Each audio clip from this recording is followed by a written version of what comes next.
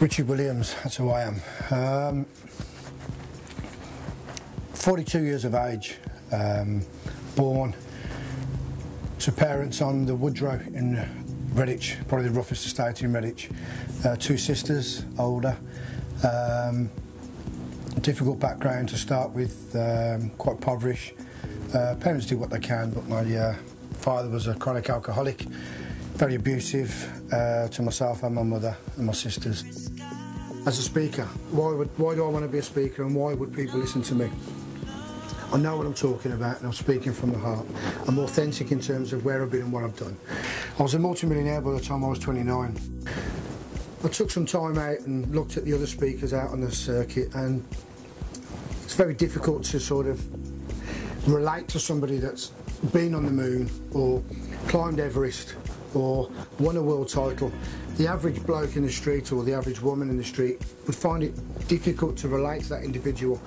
What they want to see is someone that's been through depression, lost their partner, failed in terms of a business or a job, had issues with the family, struggled financially, dealt with dyslexia, no qualifications, maybe even prison.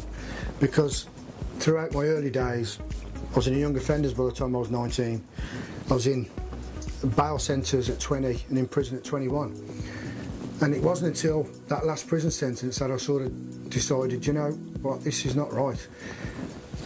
I have a thirst for life, but I also deal with my own demons, like most of the people probably watching this. Everybody out there has got an issue, a problem, something's niggling them, keeping them awake at night. It could be a whole array of things. It could be a particular child which is causing them grief. It could be an issue at work. It could be an individual bullying them. It could be a partner which is causing them to feel bad about themselves. I believe talking is the greatest way of solving problems. If you've got someone to talk to, you can discuss the problem and they can give their opinion. They can also help you overcome the problem. I remember for myself specifically, a lot of the decisions and choices I made, particularly the wrong ones, were because I felt very alone. You know, there was never really anyone there to talk to. My folks had their own life, and personally I always felt it very difficult to talk to people I knew. So therefore, consequently, there wasn't anyone. However, if there was someone there that had been through the same problems that I'd got, and that could tell me how they got over it or what they did in that instance,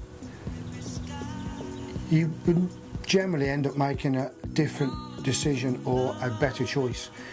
And let's face it, if you've got someone with some experience there and they've been down there, they're going to help you no end.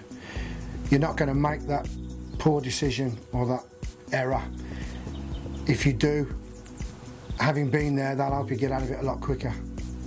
So I feel with my own experiences and the trials and tribulations that I've gone through as an individual, and you've probably gathered there's a few, a problem shared is a problem halved.